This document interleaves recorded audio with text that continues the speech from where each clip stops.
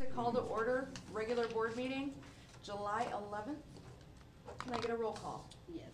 Mr. Thompson? Here. Mrs. Brogan? Here. Mrs. Ranieri? Here. Jill Brogan? Here. Mrs. Meeks here. Chris Arduino, Recording Secretary. Troy Yarbrough, Superintendent. Michelle Earp, Curriculum and Instruction. Shelley Wagner, Human Resources. Josh Rand, Business and Operations.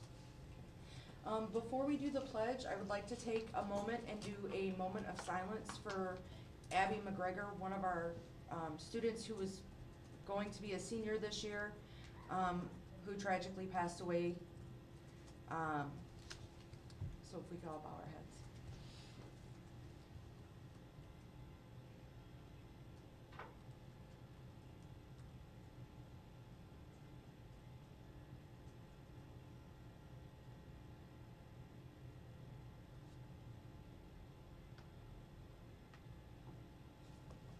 Thank you. As a reminder, we do have counselors at the high school ready for any of our students who knew Abby that may need to speak with someone. So please utilize those resources. The visitation is going to be Wednesday, July 13th, so this Wednesday at the Harlem High School Auditorium from 2 to 7. Thank you. The Pledge of Allegiance.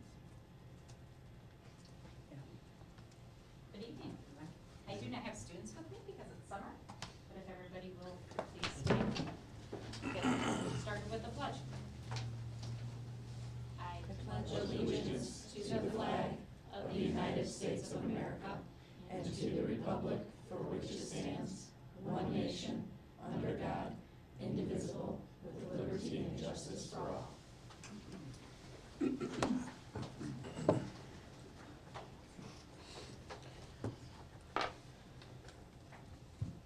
I get a, let's see, motion and a second for approval of the agenda with, oh, with changes, okay. There are no facility requests, 11B2.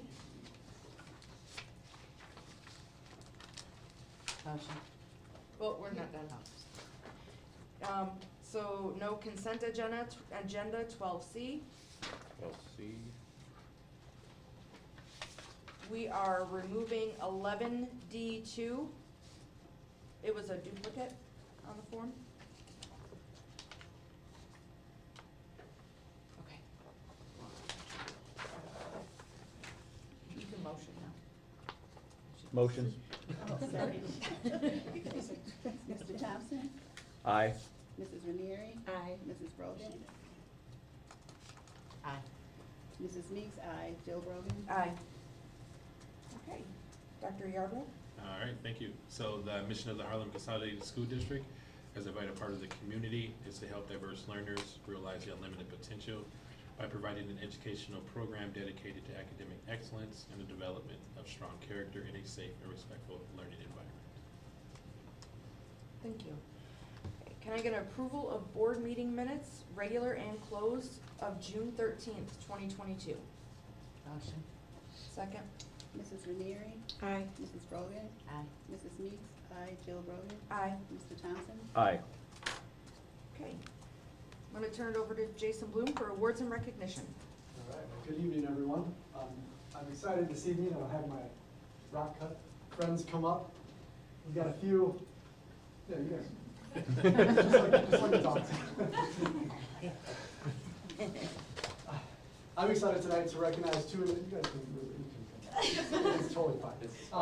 Excited to introduce two awesome teachers that are at Rock Cut Elementary, and obviously our administrators as well. So Ryan Renicky, our principal, Brenda Estrada, teacher, Patty Reed, teacher, and William Martinez, assistant principal. So these two individuals have earned accomplishments or earned recognition for their role as teachers, and so obviously tonight we want to recognize them for that. And so we're going to do both at the same time here, but first I want to recognize Brenda. She is the recipient of the Don Zimmerman Golden Apple Foundation Scholarship, which means that she was selected out of a bunch of teachers to receive a scholarship to earn her master's free at Rockford University. She went through a process of application, interviews, so so she kind of went through this whole process. She was narrowed down as a finalist and ultimately selected to receive that scholarship. And have you started the program, or are you starting this fall? It started well. This fall. So we're obviously really excited that she was selected out of the area teachers that participated to be the recipient of that. So let's give her a big round of applause. And then Ms. Patty Reed, she was our 2022 Illinois State Board of Education Teacher of the Year Meritorious Service Awardee, I think is probably the right term. So similar process, she was nominated and went through this whole process, well, it sounds like for a long time. It took her about a year and a half, it seemed like, to go through that process. But where she applied, and then you had a whole bunch of things that you had to do. You got to remind me because I'm not I did. sure. I had to write 3 different essays on different topics related to education, and then fill out an application and get letters of recommendation from 3 different sources, and it was a variety of sources, and so that it was a lengthy process, but. Yep, and that's obviously an awesome accomplishment as well. This is something that the State Board of Education does a big recognition banquet in August. Unfortunately, she's not able to attend, but they invite everybody down to Bloomington.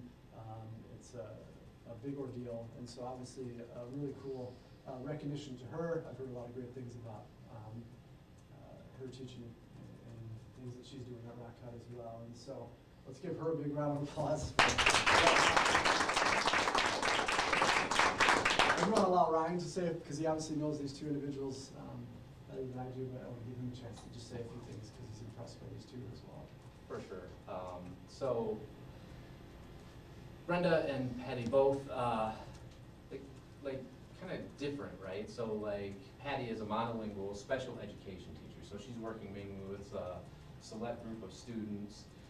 Brenda is in our OLA program, and so she's bilingual, but she's a classroom teacher. She teaches 4th grade. And so in lots of ways they are different, but in the ways that they're the same, it's the way, that's what sets them apart. So often when I talk about the great things that are happening, whether I refer to them by name or not, these are the 2 that I'm using as an example.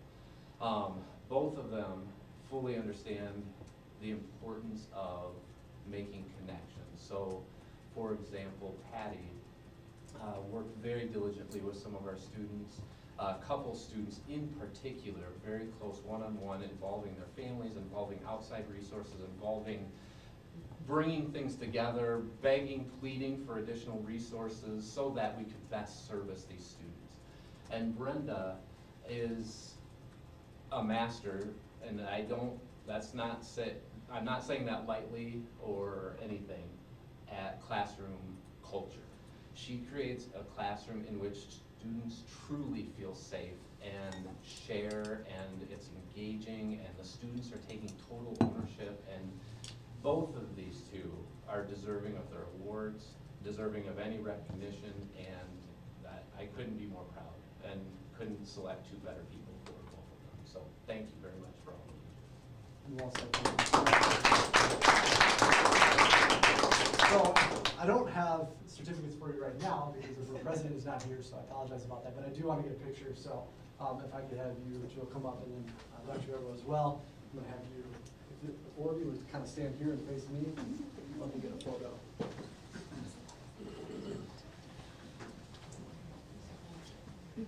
I'll go on one side.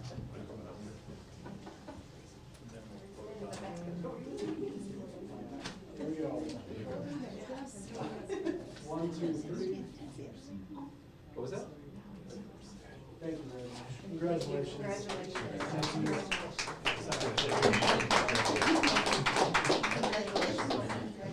Yes.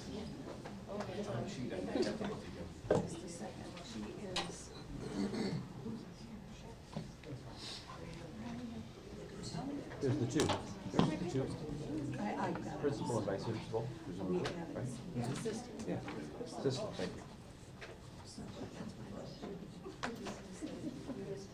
I was trying to get the question.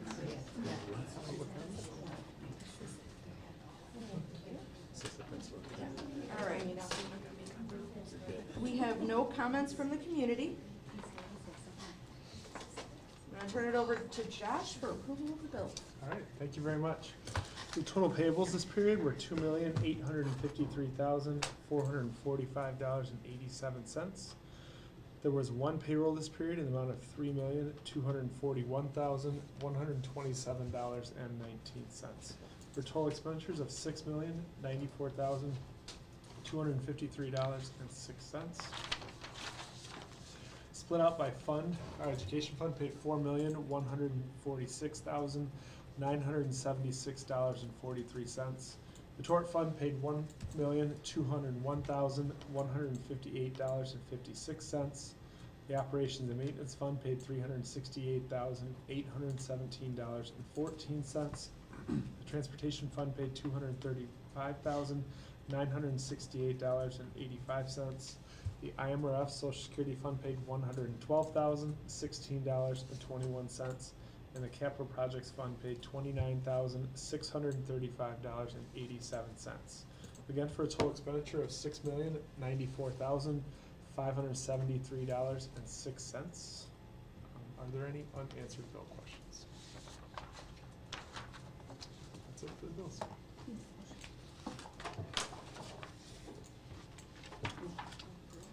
Well, can I get a motion to approve? Motion. Second. Mrs. Ranieri? Aye. Jill Brogan? Aye. Mrs. Meeks, aye. Mr. Thompson? Aye. Mrs. Rowland? Abstain. Okay, moving on to communication and committee reports. Mr. Sterling is not here, so I will be, doing his topic as well. First, the next regular school board meeting is August 8th, 2022 at 6 p.m. The next policy committee meeting is August 15th, 2022 at 6 p.m. I would like to take a minute and, thank Ms. Edwards for coming in. I would like to thank Ms. Estrada and Ms. Reed for everything they do for our students. I really want to thank our community, our bus drivers that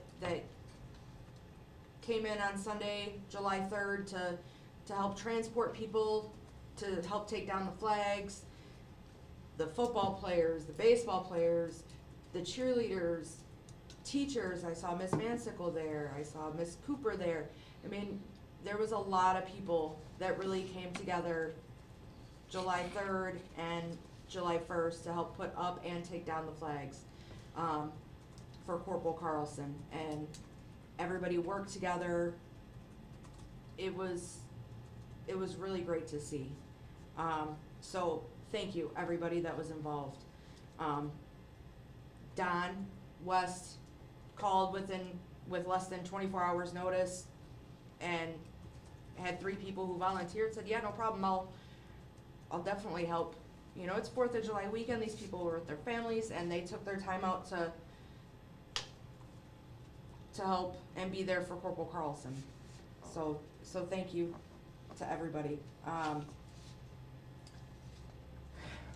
Let's see, I have a recommendation to approve second reading of policy updates from May 16th, 2022, first readings. Recommendation to approve first reading of policy recommendations from June 27th, 2022, policy committee.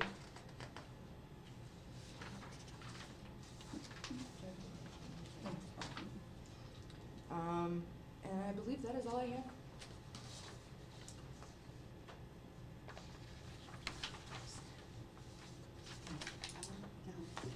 Good evening, everyone. Thank you, Mrs. Edwards, for the pledge this evening. As usual, the artwork is really nice. I want to say congratulations and a big thank you to Brenda Estrada and Patty Reed. It's amazing for all the dedication and work that you guys done. And thank you, Mr. Reinke and Mrs.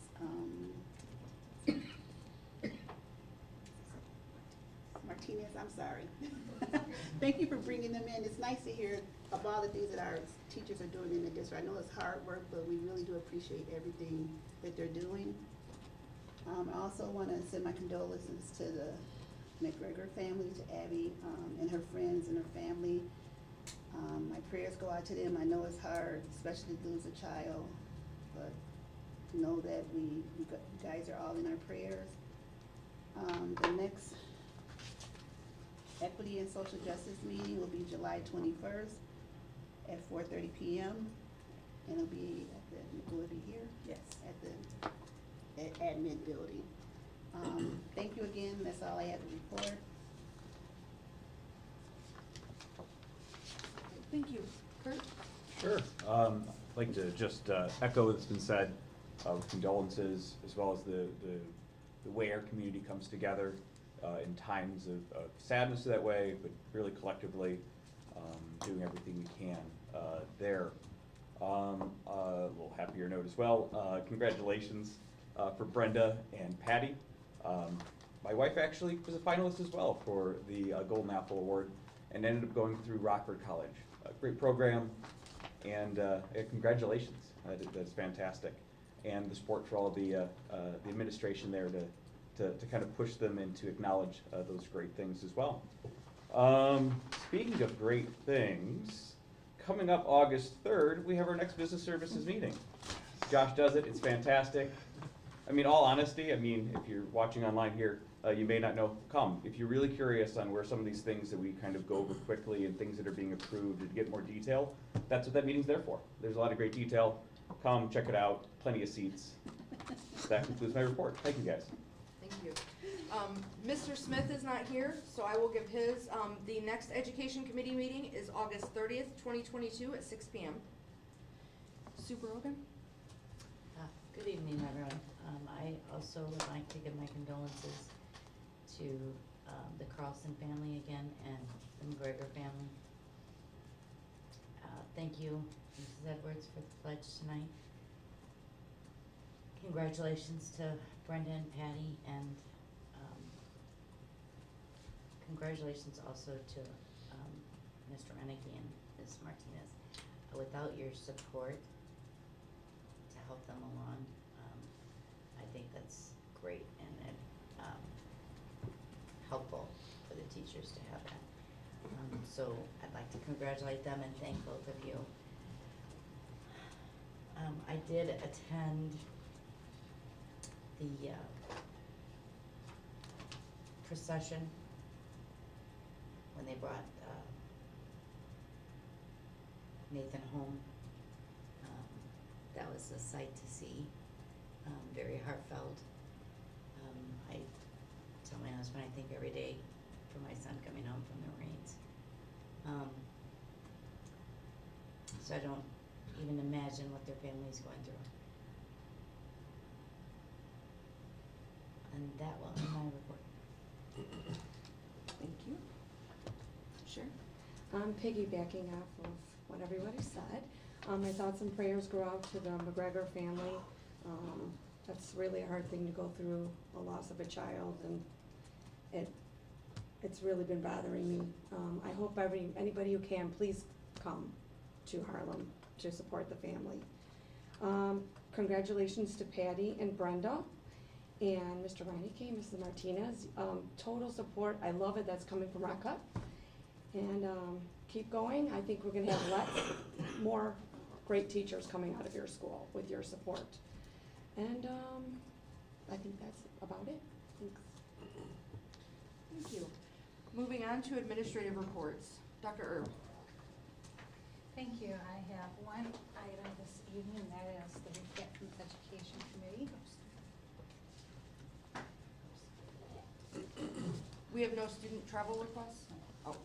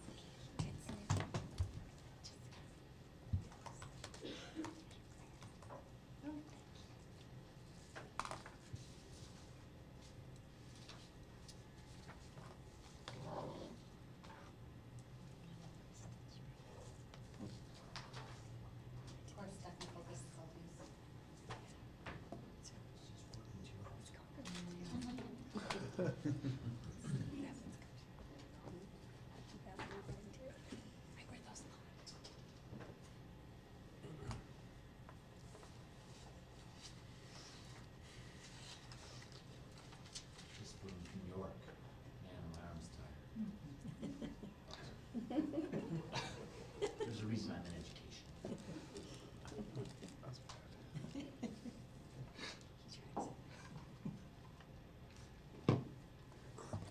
This is what you're doing to try and get your technology going in the classroom too. All right, so tonight just wanted to kind of go through a recap of the Education Committee meeting that was held in June. For starters, looking at our behavior data. This here is our elementary data by building. I'm trying to find a good spot, but I'm not going to get this way, sorry. If you recall, early in the school year, it was kind of a struggle for students transitioning, and so there was a concern at one point that our end of the year numbers were going to be higher than previous numbers.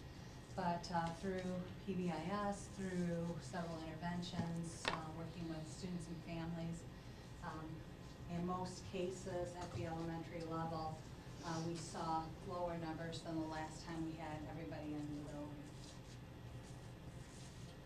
At the secondary level, it was a little bit more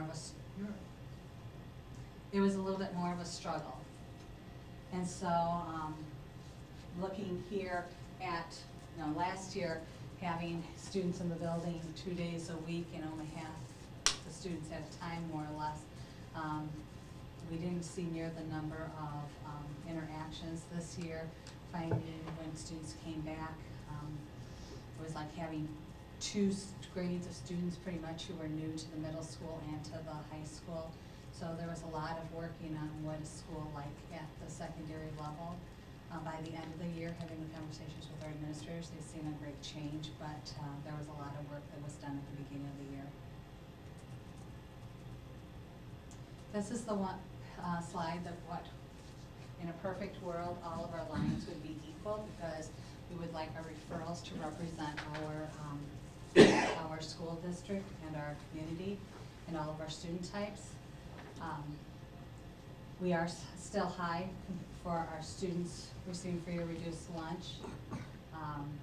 The tricky part with these numbers is the fact that not everybody who applied or who qualified necessarily applied the past couple of years because of having the free meal. So it could be even more disproportionate, because these numbers look better than what they had in the past. Students with IEPs, although there is a discrepancy here compared to where we were about 4 years ago, it's much closer. Same thing with students with IEPs. And earlier this year, our males were much higher than our females. That kind of evened out throughout the year, even though we had a greater representation for males than females. As far as by race, again, we want that line to be even, and our students of color are receiving a greater number of referrals than what we have within the district. Again, it is better than what it had been in previous years, but obviously not where we want it to be yet. When we look at our academic data, this first line here represents where our students were at the beginning of the year compared to at the end of the year. And so at the beginning of the year, we only had about 16% of our students who were on grade level. By the end of the year, we were at 46% of our students were at grade level. And this is in math. When we look at it by grade level, I do want to point out, because kindergarten always looks really pretty, but kindergarten can't be 2 grade levels behind. So that's why you never see it in the red there. Not that we're not happy with the progress kindergarten has made, but I would just want to point that out.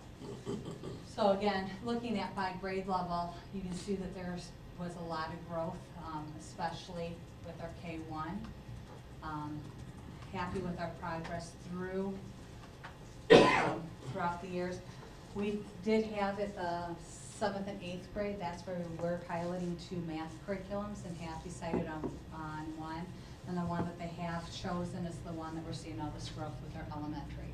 The nice thing about choosing the same program as what's at the elementary is that you have a common language now that is going to be occurring in K through 8. So when a student learns a term, it's the same term all the way through. Is that a new one? They piloted at the middle school, iReady and Saddlesloom? I think it was Saddlesloom. and after they evaluated both of them, they have chosen for iReady for the remainder to go into next year. So all students in the middle school will have iReady for their math curriculum. And that's the same program as they're using? K grade? through 6, yes. So it will be nice for that common language to go into the middle school. The program itself had that drastic of difference? Just the program itself, you think is gonna increase, like, you can see the good path, and I see your point with that adjustment, but, There's multiple factors. If you look at studies, when you take multiple buildings and you go into one, there is typically a dip. We have a greater dip than what's typical. But there's a few things that will have to go along with the new curriculum. There is professional development that is also going, that is part of that process. Will the new curriculum create a disadvantage for your 5th and 6th graders, since your 6th graders are gonna move up next year and they're not familiar with it? We are already using this all the way through 6th grade. 7th and 8th are the ones that are making the change. It's just split up this way because the company shares data with us through 5th grade, and then 6th, 7th, and 8th is considered middle school in many places, so they group the 3 together.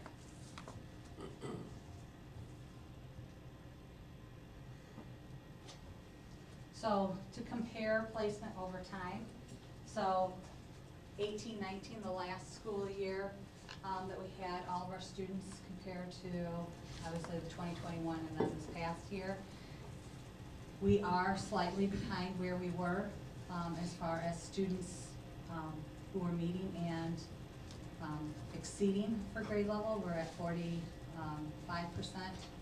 compared to a few years ago, where we were at 54%. However, when we talked to iReady, they said where we were progress-wise, we didn't have as much of a dip as a lot of places did. What's interesting about this particular page is that this shows differentiation that is occurring. So the ultimate goal is that you want the median growth number to be 100. What that means is if you had 50 students in this, well, here, you have 20 students here, this is a nice easy number. You have 20 students here, if you go to the 10th student, that's your middle student, that should be at 100%. If you are at 100%, it shows that you're doing a nice amount of differentiation and getting the students what they need. And you can see in our 4th, 5th, and 6th, at every level, no matter where they were coming in, every one of them were at 100 or better. Other than the 2nd grade right here, everyone else was in the 80s and the 90s.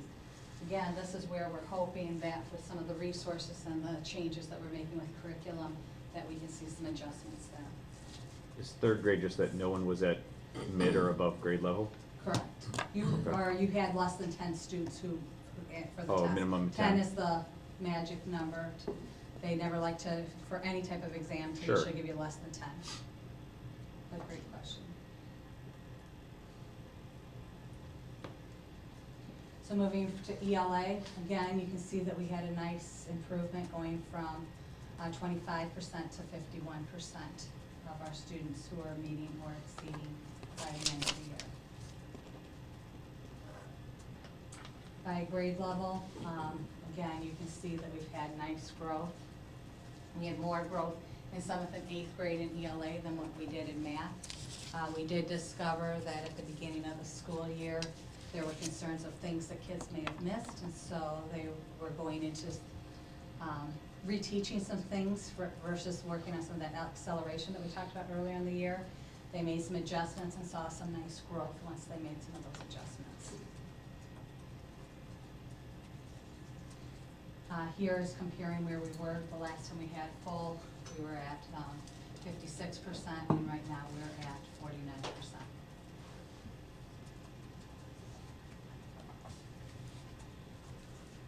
Here, our differentiation, we found our strongest areas in some of our younger grades. But Other than the 8th grade here, I already made the statement that overall we were pretty close in many areas. You can see that in 7th grade, our high kids made a ton of growth. So we have to figure out what supports do we need to put in place here.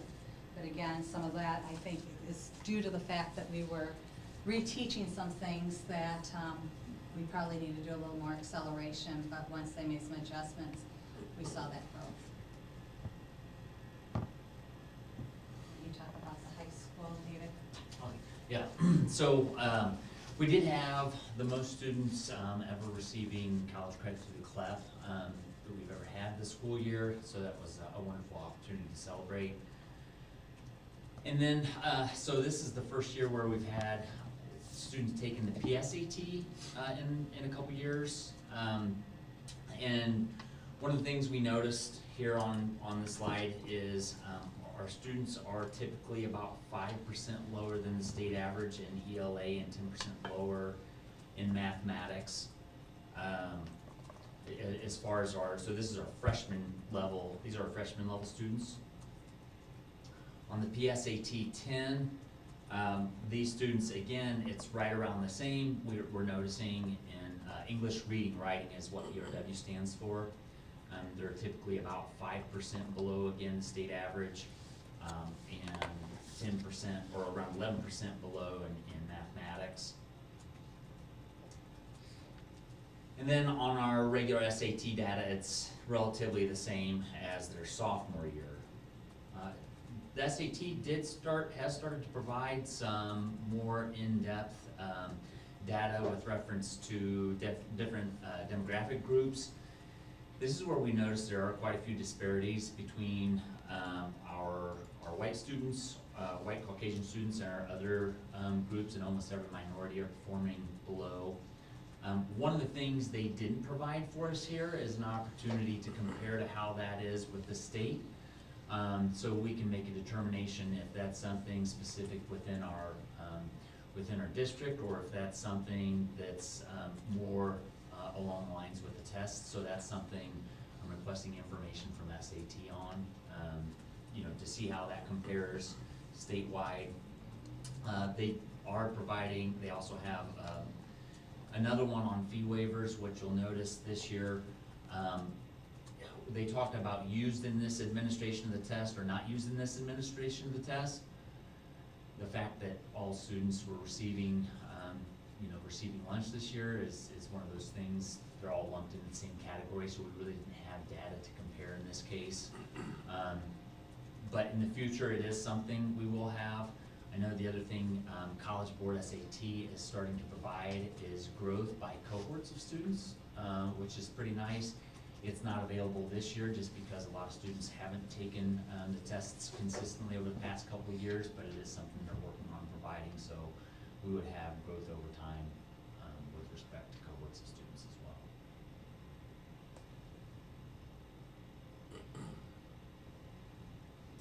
The other thing that we discussed at the meeting was our acceleration placement program. A few years back, it became part of school code that we had to have acceleration. However, we had a task force before that worked on what our acceleration program would look like. So when we got together with our task force and we brought in an outside consultant, one of the things we talked about was having multiple tiers of support for our students who are exceeding. So your tier 1, just like students who may be struggling, that is your classroom differentiation. We also have talent development specialists in grades K through 3, K through 3, that go and push into classroom working on higher order thinking skills, because we don't want any student not to have the opportunity to qualify for advanced learner program because they didn't get the same opportunities as someone else. So the focus is really on those critical thinking skills. The next tier is our tier 2, which is our advanced learner program. That is for the top 5% in each of our buildings. We moved away from the district to our building. Several years back, you had to drive to a special testing on a weekend, and then your child could possibly qualify for the program. Over the years, we have changed multiple things. We use our iReady benchmark scores. We use MTSS information, and so our tier 2 is one of two things. One, it could be that your child qualifies for the advanced learner program, or number 2, we do offer subject level acceleration. Different buildings have different opportunities based off of scheduling. So sometimes it might mean that the second grader might go into a third grade math class, or sometimes it might be that second grade teacher brings third grade math to the student and it's offered within their classroom. But that would be an example of some subject level acceleration. We also have some enrichment groups that our talent development specialists help support by pushing some things out. As far as our advanced learner program, we had said when we did our task force and looked at our program, our goal was to better represent our district. Our program was very heavy as far as males. Very few of our students came from free or reduced lunch. We have seen some, and no one had IEPs. There were 0 with IEPs and very seldom with 504s. And so you can see we have even things out a little bit. One of the things about coming out with our multilingual students, we have several students who tend to qualify from our OLA program, but in order to go to your advanced learner program, you can't be in both programs, and so they often choose to stay as part of the OLA program. So it's not that we haven't had multilingual students qualify, but they tend to want to stay in the OLA program.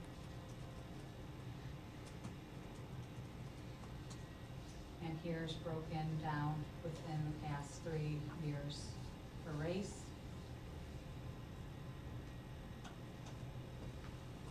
And the tier 3 is a full grade level acceleration, because that is the most drastic form of acceleration you could possibly have, is to skip a grade. So we have 2 kinds. One is the early entrance to K. And early entrance to K, we had 2 who referred. They went through the whole testing process, but neither one of them qualified. We did, however, have 3 students referred, and they went through the whole process for grade level acceleration. These were students already in our school. And 1 parent did refuse after everything was done, and 2 of them we did do full grade level acceleration. To get to even be considered for full grade level acceleration, they look at your iReady score, and where when you have your score, where do you fall 2 grade levels above? If you're at the 50 percentile or higher, then they'll start the process, and part of that is called the Iowa scale, acceleration scale, and then there are a series of question after question for the parent, for the student, to really make sure it's the best move for the student, because whenever you are doing grade skipping, there's a lot of things to consider. Do they have siblings? Because you don't want to move a sibling to the same grade as an older sibling. That causes social emotional problems for both children. And you know, how much the student wants the acceleration. There's a whole list of things that all research based.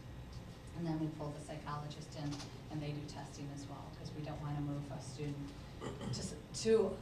in acceleration and have that be a bad experience for the child, because then to go back to their original grade can cause a lot of harm as well.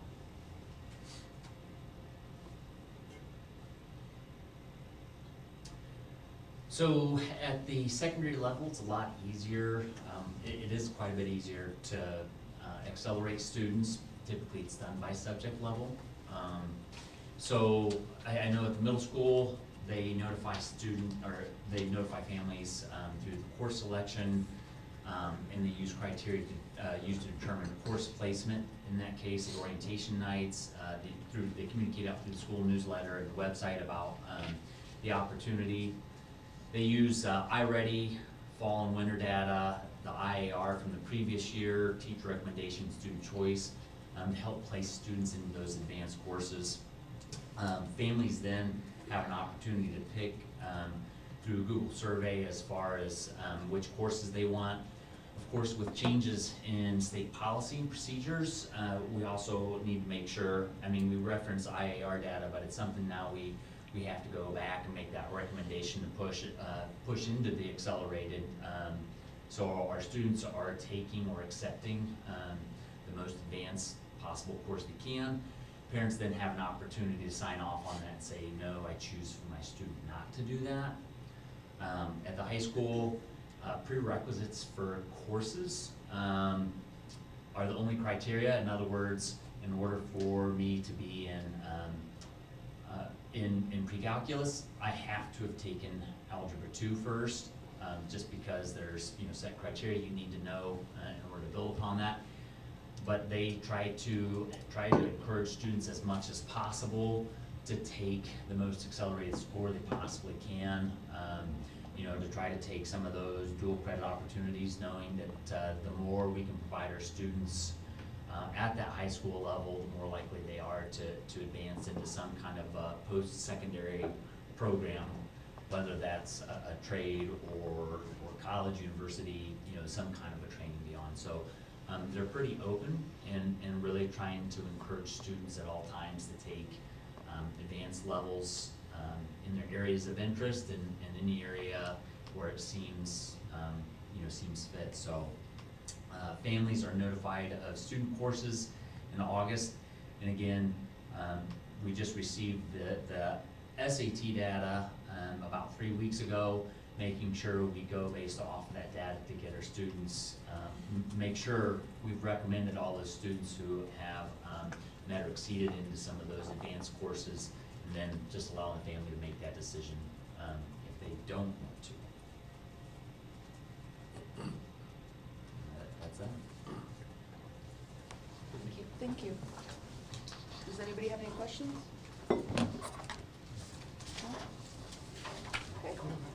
Okay. Moving on. Josh, it's all you. Thank you. My first item tonight is a recommendation to approve a resolution declaring surplus property at Harlem High School, Windsor Elementary, Harlem Middle School, and Parker Center. Any questions? I don't have any facility requests tonight, so next is a recommendation to accept the May 2022 Treasurer's Report. This will be the last Treasurer's Report until the audit in December. So, are there any questions on that? Next is a recommendation to approve an agreement with STEM Scopes for a 1-year subscription at a total cost of $16,344 paid with the district textbook budget. I'll just kind of go through them. If any has questions, just feel free to jump in and let me know.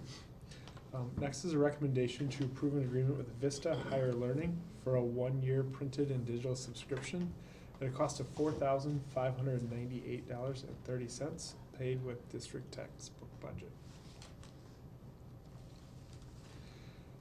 Next is a recommendation to approve an agreement with iStation for literacy development in Spanish for the OLA program funded by Title II and Title IV for a cost of $5,800. Next is a recommendation to approve the purchase of Your Voice by Satchel Pulse at a cost of $13,550 to expand communication needs on the district's website, paid with ESSER II funds. And there's a memo from Jason Bloom there, and so if you have any questions, he's here to answer them. Next is a recommendation to approve an agreement with Honest Games for NCAA academic eligibility tracking for students at a cost of $3,500. That was pre-approved, and did we find out if that was it was just a requirement to be part of that, if I'm not mistaken? Yeah, I believe so, yeah. Okay. Any other questions on Honest Games?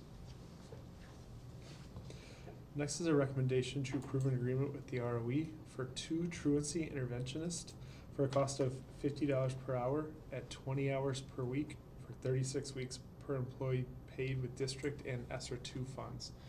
The amount is $25,000 from the district and the remaining from ESSER funds. This is for 1 secondary, 1 elementary truancy interventions. Any questions on that? Next is a recommendation to approve Ringland Johnson as construction manager for the construction of a CTE addition and renovation of CTE spaces at Harlem High School and Rock Cut Gymnasium addition with a construction manager fee of $462,425. So we had a committee of admin. We were gonna have 2 board members, but it ended up just being Mike. And then DLA was here, and so we interviewed 2 local construction managers, and Ringland Johnson was the recommendation from that committee. So these guys will work with architects to help build the budget, put the cost out to bid, and then oversee all the day-to-day pieces of that project as it begins construction and throughout the construction. In addition to that, they'll be communicating with us daily, weekly, and then they'll be communicating with the board and coming and giving reports and status updates and stuff like that too. So we did talk about the VR tours that we discussed. So as those plans are designed in 3D, we can kind of go through that. And they even talked about some of the kids doing virtual tours through the space as it's beginning through that process also. One thing to note that in this fee there will be the addition of the on-site supervisor person, but we had to talk through what that timeline is going to be before we have that number. So this is just for the construction manager piece of the services that they do. So once they go out to bid, then they'll provide a guaranteed maximum price, and that'll be a number that they're held to once we've kind of gone through those and know most of the cost of it. So I don't know if there's any questions on that. These were the construction managers for Hananiga's addition, Woodward. They've done a lot of construction manager work in town. They're very experienced.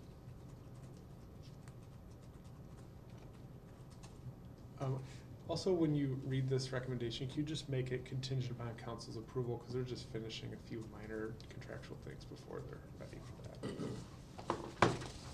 Okay. If there's no questions, then my next item is a recommendation to approve a memorandum of understanding with DLA Architects to provide a gymnasium addition to Rock Cut Elementary. We had a conversation in business services that they had put an amount over 5,000 square feet on that.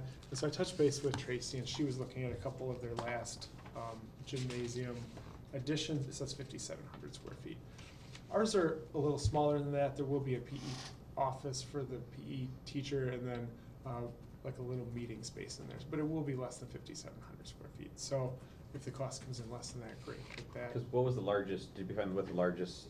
I didn't look at every single one of them, but the Windsor one was low 3s. So Okay.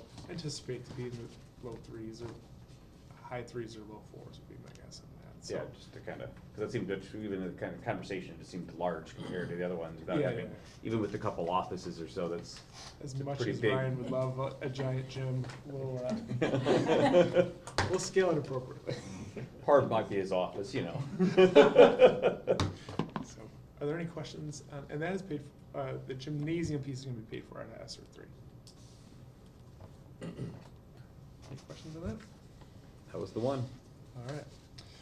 So I believe at your places you guys had the bond schedule, or I have those here. I may have this. Do you guys have them? Yeah, Yeah, there as well. Okay. So that is the most up-to-date bond timeline for the CTE edition. So part of that timeline is the board of passing a resolution today. So I'll read that, and then if you guys have any questions, you can let me know.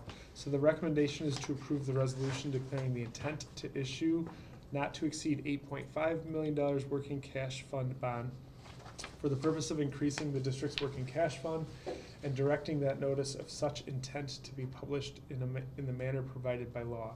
So if the board adopts this resolution tonight, there'll be a notice that goes in the paper in July, starting a petition period, and then down the road there will be a hearing at a board meeting in November, and then approval in December, and then the bonds would be issued in February. And so I put an amount not to exceed 8.5. We'd originally talked about the amount being 8.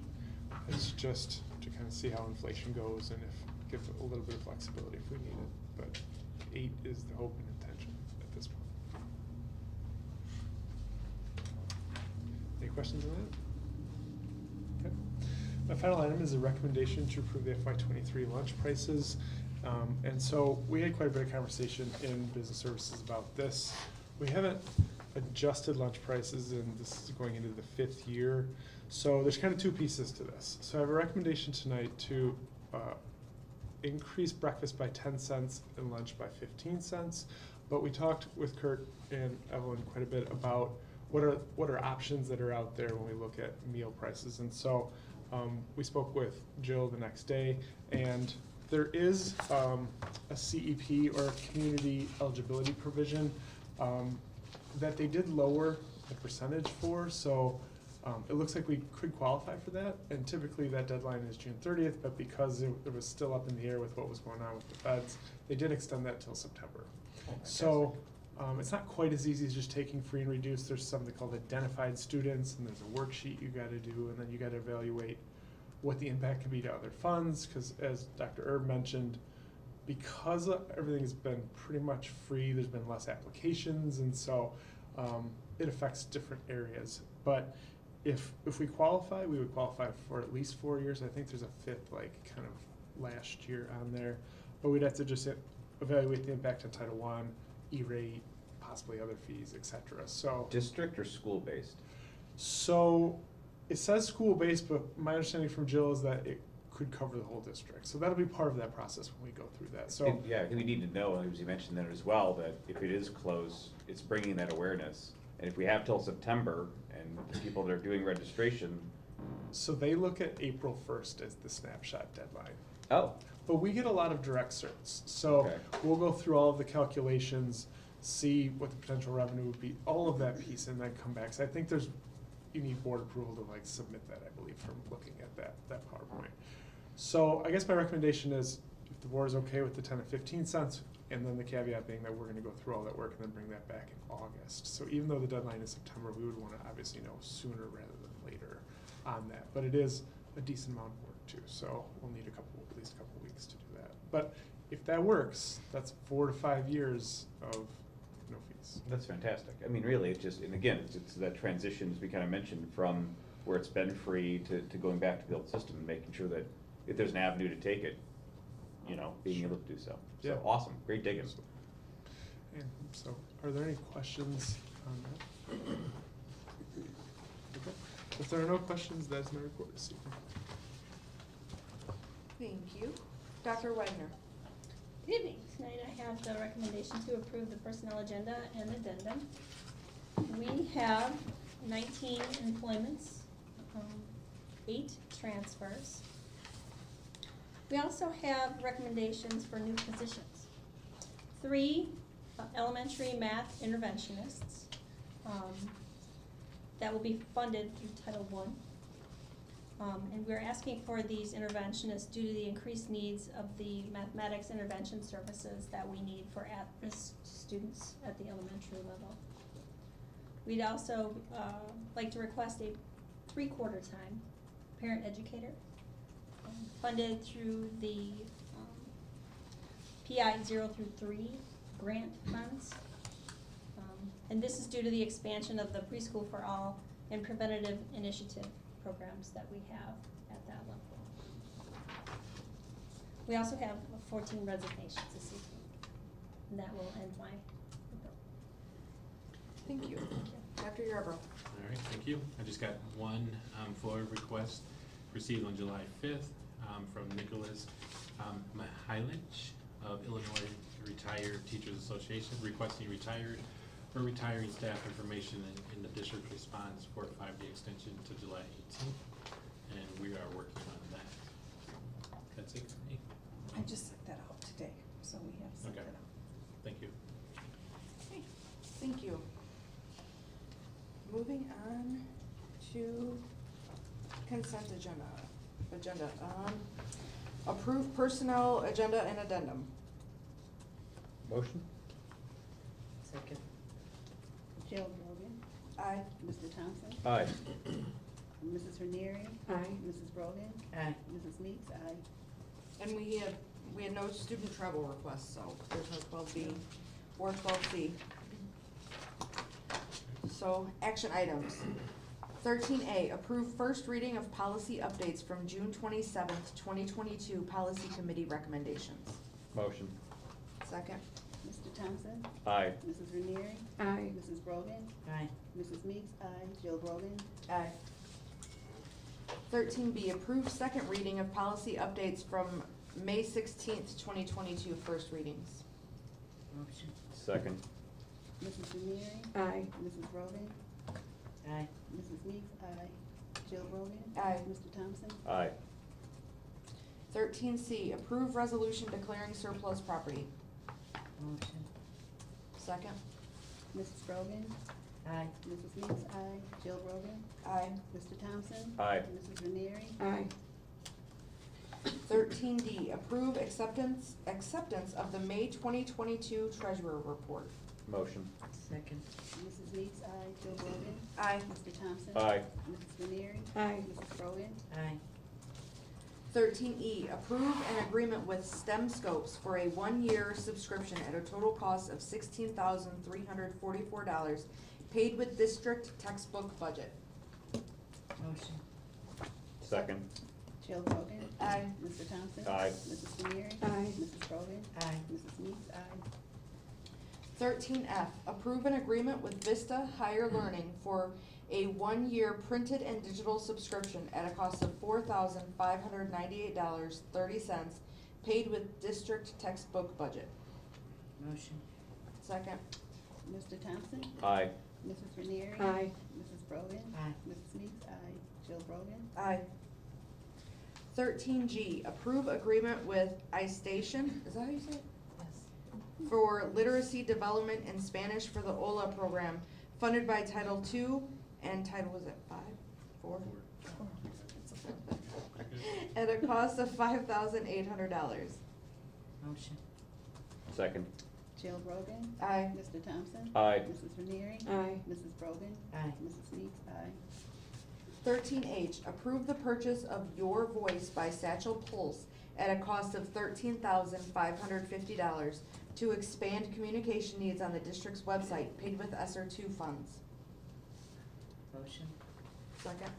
Mrs. Ranieri? Aye. Mrs. Brogan? Aye. Mrs. Meeks? Aye. Jill Brogan? Aye. Mr. Thompson? Aye. 13I, approve an agreement with Honest Game for NCAA academic eligibility tracking for students at a cost of $3,500. Motion. Second.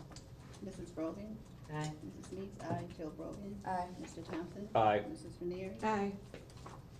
13J, approve an agreement with Regional Office of Education for 2 truancy interventionists for a cost of $50 an hour at 20 hours per week for 36 weeks per employee, paid with district and SR2 funds. Motion. Second. Mrs. Meeks? Aye. Jill Brogan? Aye. Mr. Thompson? Aye. Mrs. Ranieri? Aye. Mrs. Brogan? Aye. 13K, approve Ringland Johnson as construction manager for the construction of a CTE addition and renovation of CTE spaces at Harlem High School and Rock Cut Gymnasium addition with construction manager fee of $462,425 contingent on legal's approval. Motion. Second. Jill Brogan? Aye. Mr. Thompson? Aye. Mrs. Ranieri? Aye. Mrs. Brogan? Aye. Mrs. Meeks? Aye. 13L, approve memorandum of understanding with DLA Architects to provide gymnasium addition to Rock Cut Elementary. Motion. Second. Mr. Thompson? Aye. Mrs. Ranieri? Aye. Mrs. Brogan? Aye. Mrs. Meeks? Aye. Jill Brogan? Aye. 13M, approve resolution declaring the intention to issue not to exceed $8,500,000 working cash fund bond for the purpose of increasing the district's working cash fund and directing that notice of such intention to be published in the manner provided by law. Motion. Second. Mrs. Ranieri? Aye. Mrs. Brogan? Aye. Mrs. Meeks? Aye. Jill? Aye. Mr. Thompson? Aye. 13N, approve FY23 lunch prices.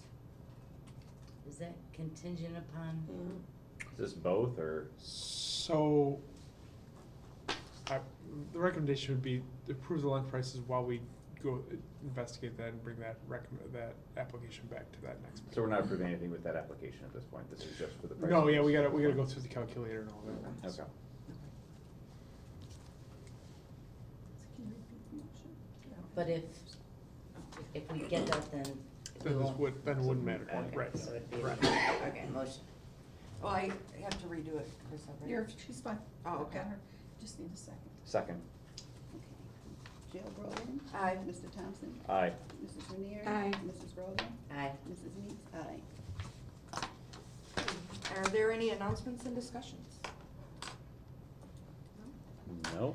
All right, at this time, I ask that we go to executive session to discuss employment, or not employment of personnel, negotiations, 5 ILCS 120-2C2. Setting of a price for sale or lease of property owned by the district, 5 ILCS 120-2C6. Security procedures, 5 ILCS 120-2C8. Motion? Second. Mrs. Renier? Aye. Mrs. Brogan? Aye. Mrs. Meeks? Aye. Jill Brogan? Aye. Mr. Thompson? Aye. Terrell, I can't get back